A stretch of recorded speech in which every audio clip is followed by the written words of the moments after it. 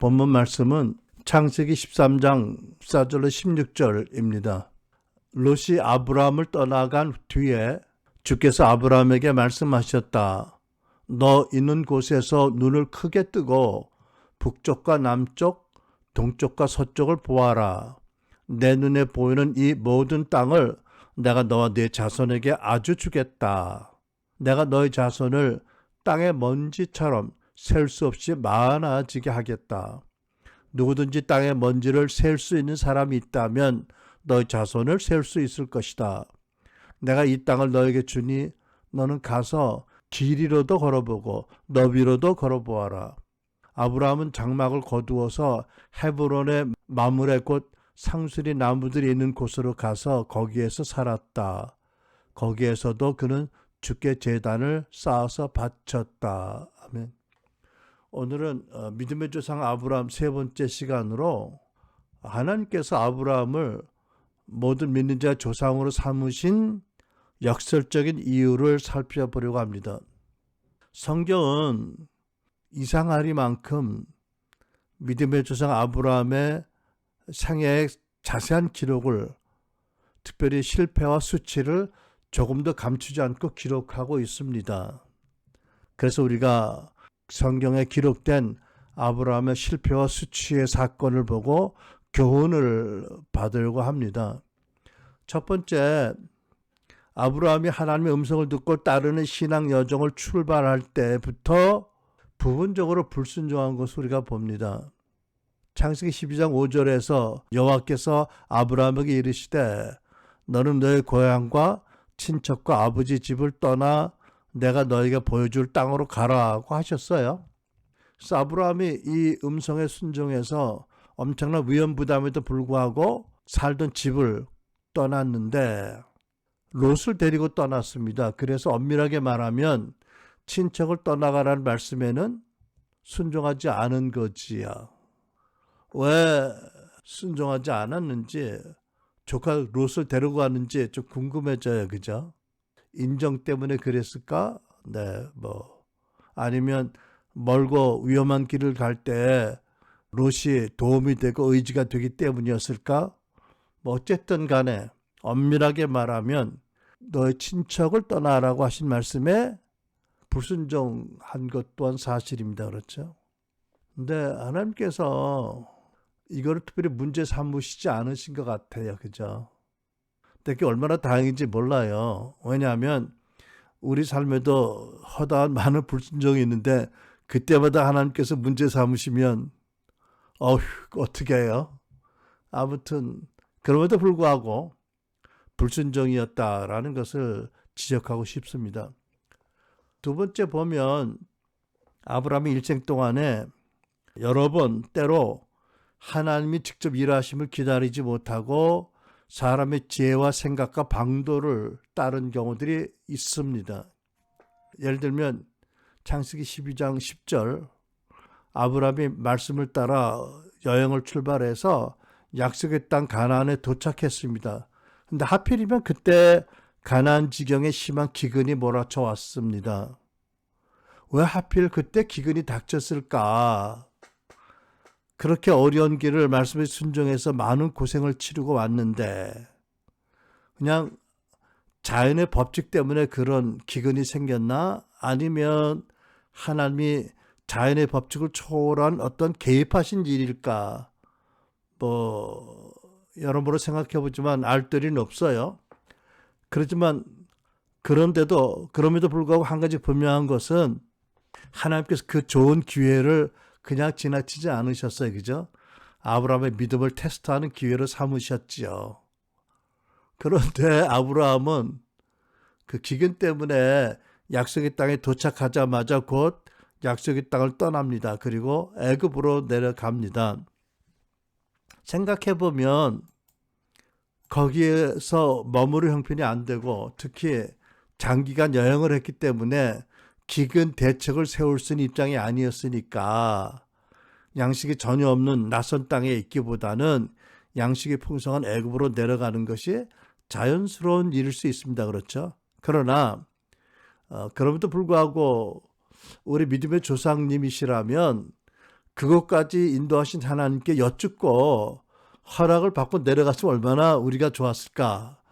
그런 생각을 또 해봅니다. 여러분 어떠세요? 근데 성경을 아무리 봐도 아브라함은 그런 증거가 없어요. 그냥 안 되니까 가자. 그리고 내려간 것으로 보입니다. 그래서 그랬는지 애굽에 도착하자 더 큰 시험이 아브라함을 기다리고 있었습니다. 아브라함이 그 지역에 도착하자 곧 무엇을 예감했냐면 이 지역을 다스리는 왕이 호색한이고 자기 예쁜 와이프를 보면 자기 아내를 탐내서 데려갈 것 같다는 그 두려움이 예감된 거죠. 그래서 둘이 부부 사이라는 것을 알면 왕이 자기를 죽이고 와이프를 뺏어갈까 봐 둘이 작정을 했죠. 어떻게? 누가 묻거든 우리가 부부가 아니라 오빠와 누이 사이다라고 말하자고. 좀 꽤 쭈글스럽지요. 믿음의 조상치고는 그죠? 하나님께서 이미 창세기 12장 3절에서 너를 축복하는 사람에게 내가 복을 베풀고 너를 저주하는 사람에게 내가 저주를 내릴 것이다 라고 약속하셨지만 애굽에서 아브라함은 그 말씀을 믿지 못했어요. 창세기 12장 14절 20절 아브라함이 이집트로 들어갔을 때 이집트 사람들이 사례를 보았는데 그녀는 매우 아름다웠습니다. 바로의 신하들도 그녀를 보고 바로 앞에 가서 칭찬을 했습니다. 그래서 사례는 바로의 왕실로 불려 들어갔습니다. 바로는 사례 때문에 아브라함을 잘 대접해 주었습니다. 그래서 아브라함은 양소, 암수, 나귀, 남녀 하인들 낙타를 얻었습니다. 그러나 여호와께서는 아브라함의 아내 사례의 일로 인해 바로와 그의 집안에 큰 재앙을 내리셨습니다. 그러자 바로가 아브라함을 불러 말했습니다. 네가 어떻게 내게 이룰 수 있느냐? 그녀가 네 아내라고 왜 말하지 않았느냐? 왜 너는 그녀가 네 여동생이라고 말해서 내가 그녀를 아내로 얻게 했느냐? 자, 내 아내가 여기 있다. 어서 데리고 가라. 그리고 바로는 자기 신하들에게 명령해 아브라함이 그의 아내와 그의 모든 소유물을 갖고 떠나게 했습니다. 이거 망신 아닙니까? 불길한 생각은 꼭 이루어진다고 아브라함이 두려운 그대로 일이 진행이 된 거예요. 근데 아브라함은 부인 사례를 데리러 군사들이 왔을 때 사실은 우리가 잘못 말해줬다. 잘못 통역이 됐다. 이 사람은 내 여동생이 아니라 내 와이프다. 못 데려간다. 이랬으면 폼이 났을 텐데 그렇게 대항한 흔적이 없어요. 그리고 또 몰래 아내와 함께 도망도 안 갔어요.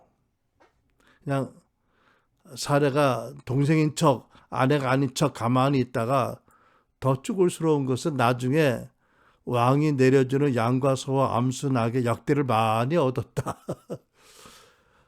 이거 막말로 아내 팔아서 치부한 거 아닙니까 이거?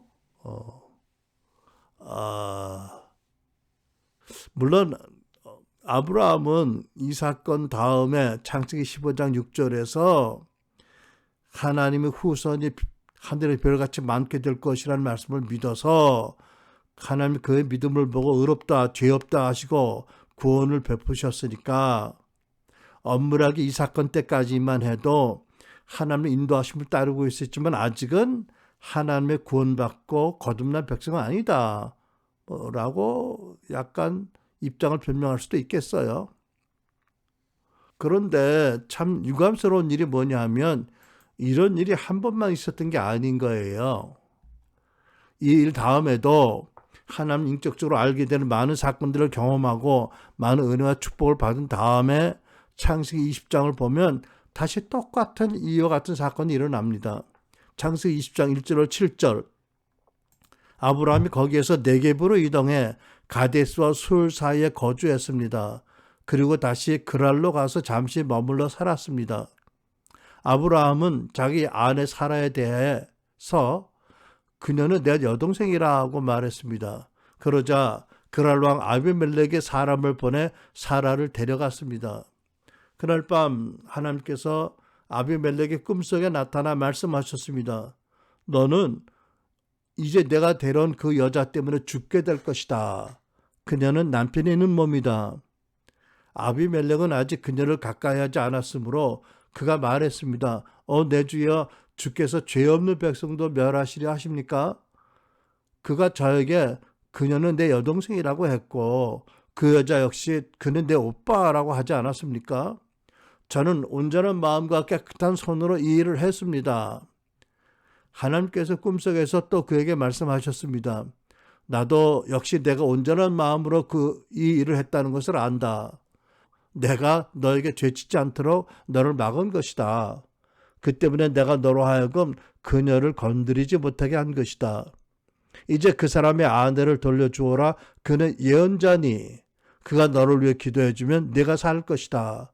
그러나 만약 내가 그녀를 돌려주지 않으면 너와 내게 속한 사람이 다 죽게 될 것이다. 우리말 성경입니다.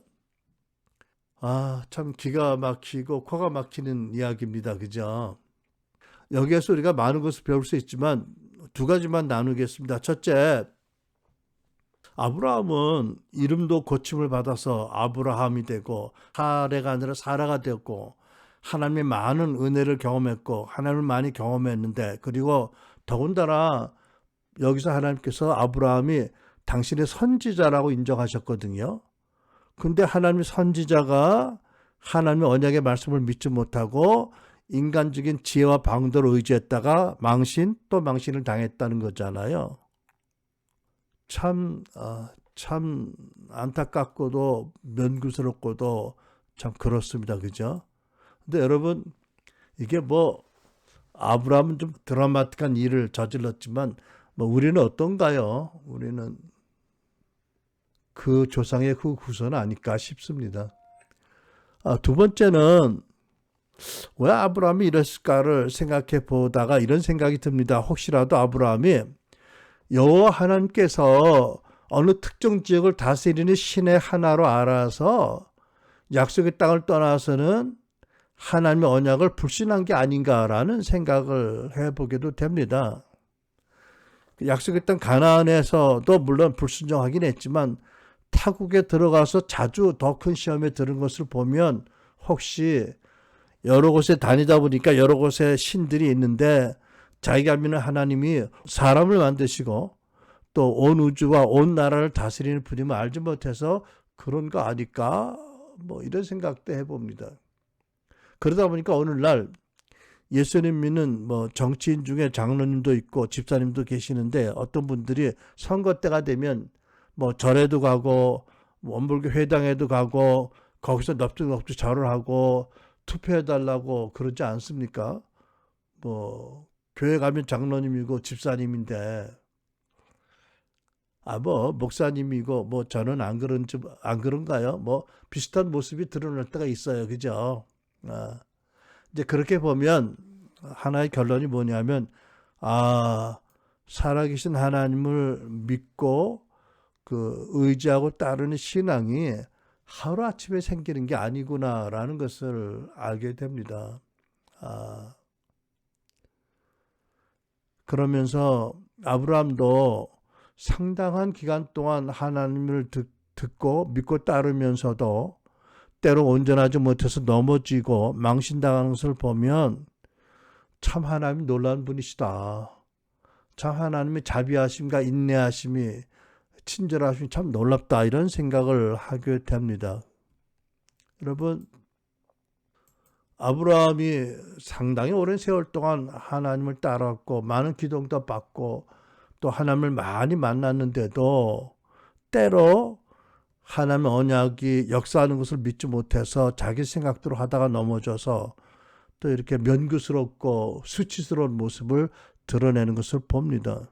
그럼에도 불구하고 우리가 주목하는 것은 하나님께서는 그런 아브라함을 실망하셔서 버리지 않으셨어요. 창세기 15장에 보면 이런 사건이 있습니다. 5절에 하늘을 우러러 무뼈를 셀 수 있나 보라. 내 자손이 이와 같으리라고 하나님 언약하셨어요. 아브라함의 후손이 정말 다대할 것이다 라고 말씀하신 것입니다. 이 말씀을 믿고 하나님으로부터 어렵다 하심을 여김을 받는 놀라운 사건입니다. 그런데 그렇게 놀랍게 인정을 받고 축복을 받았음에도 불구하고 그 다음에 또 적지 않은 사건이 일어납니다. 큰 사건이 일어납니다. 그 당시 아브라함의 와이프 사레는 가임기가 훨씬 지난 다음이어서 아기 임신과 출산을 생각하지 못할 형편이었습니다. 그러니까 아브라함도 하나님이 언약하신 말씀대로 자기에게 많은 후사를 주실 것을 믿었는데 사례를 통해서 후사를 주실 것이라는 것을 믿을 수가 없었어요. 그래서 어떻게 했나요? 아내의 말을 따라서 아내의 몸종들이 후처를 얻었어요. 그러니까 하나님의 언약을 사람의 방식으로 이루려고 한 거지요. 그래서 이스마엘이 태어났습니다. 근데 이스마엘은 하나님이 약속하신 그 자손이 아니었어요. 그렇게 태어난 이스마엘 때문에 아브라함은 평생 또 대대로 이스라엘 자손이 지금까지 괴롭힘을 많이 겪게 되었습니다. 그리고 나서 하나님께서 사라를 통해서 약속의 아들 이삭을 얻게 하셨습니다. 이렇게 성경을 살펴보니 모든 이들의 조상이 되신 조상으로 하나님 세우신 아브라함도 결코 완전하진 않았던 거예요.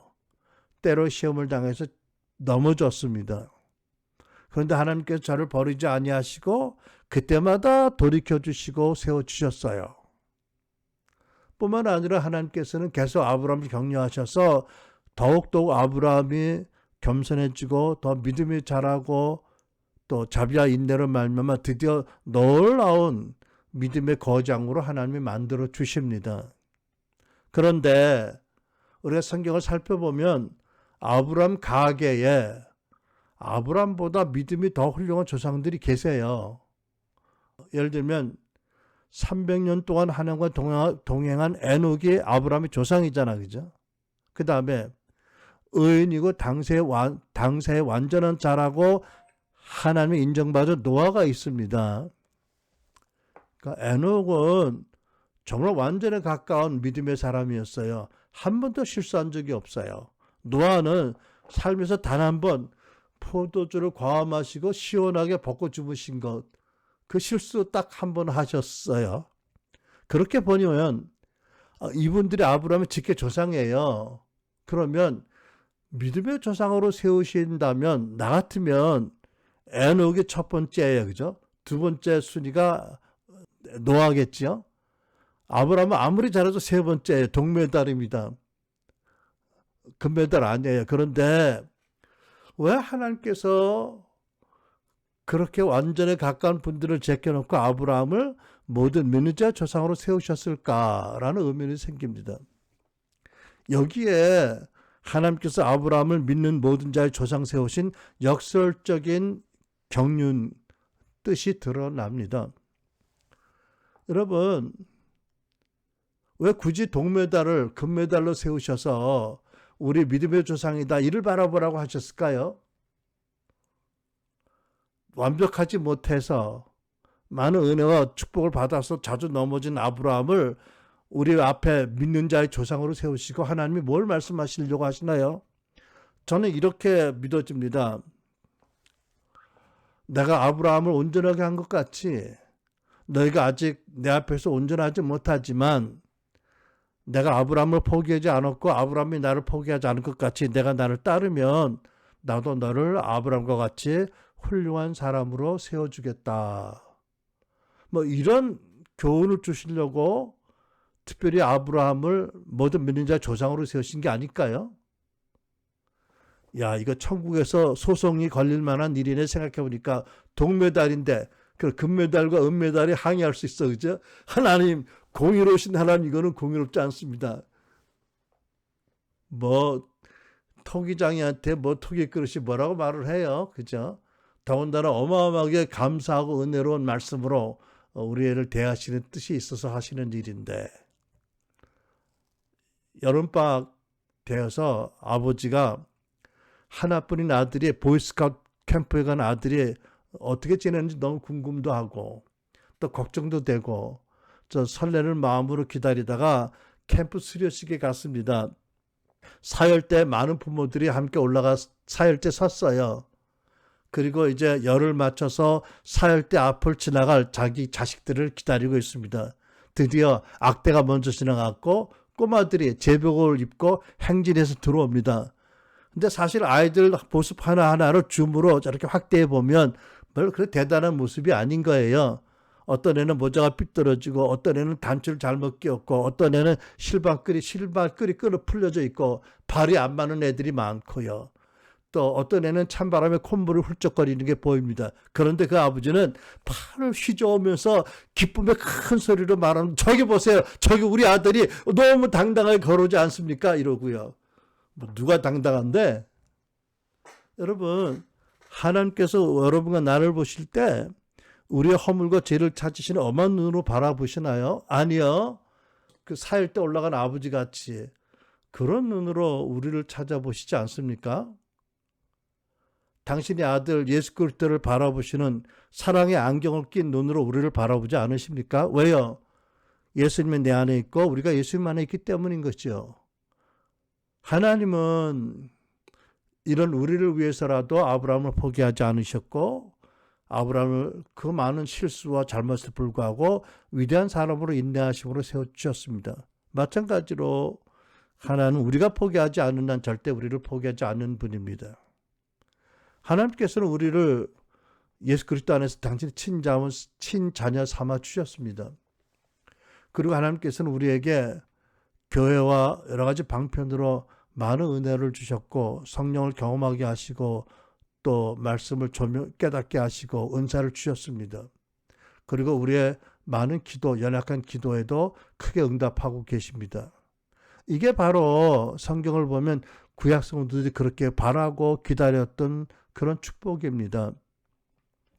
하나님 나라가 임하고 우리가 예수 그리스도 안에서 이 시대를 살아가면서 누리는 축복인 거지요.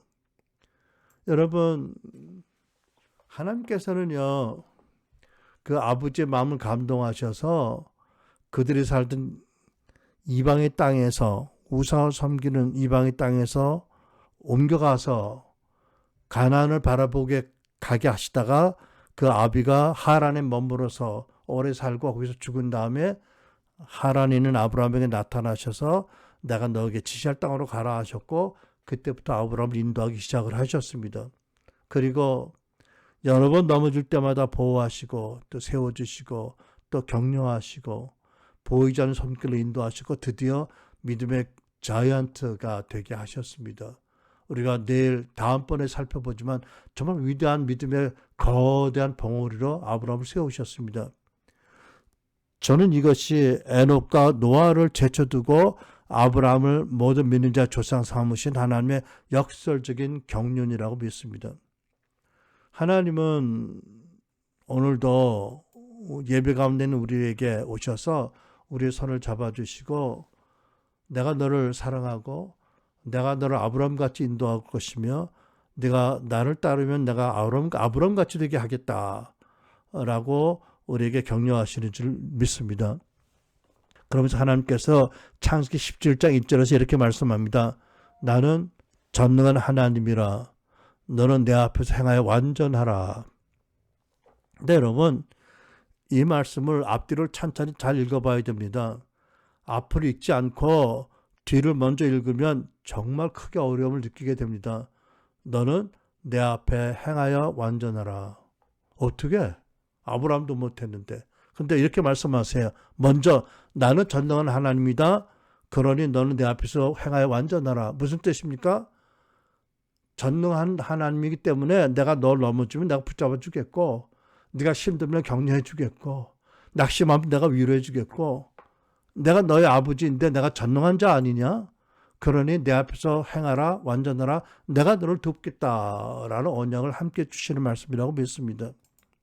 하나님께서는 이와 같이 우리를 향한 하나님 뜻을 열심으로 이루실 것이고 스가랴 4장 6절 말씀처럼 힘으로 되지 않고 능으로 되지 않지만 오직 주의 영으로 주의 성령으로 우리의 주신 언약을 이루시고 우리를 아브라함의 후손들답게 세워주실 것이다 라고 믿습니다.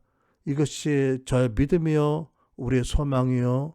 그러므로 우리가 마음을 다해서 하나님을 예배하고 하나님을 따르기로 거듭 결정하는 것이 여기에 있습니다.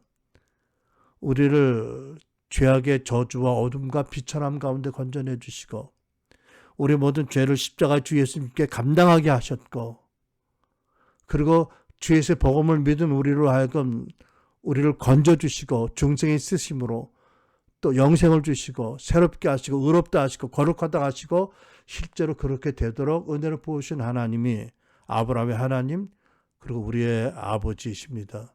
이 하나님 안에서 저와 여러분이 우리가 계속해서 아브라함의 후손다웠게 아브라함의 간 길을 따라가는 우리 교회 여러분 저 모두 되시기를 축원합니다. 기도하겠습니다. 아멘.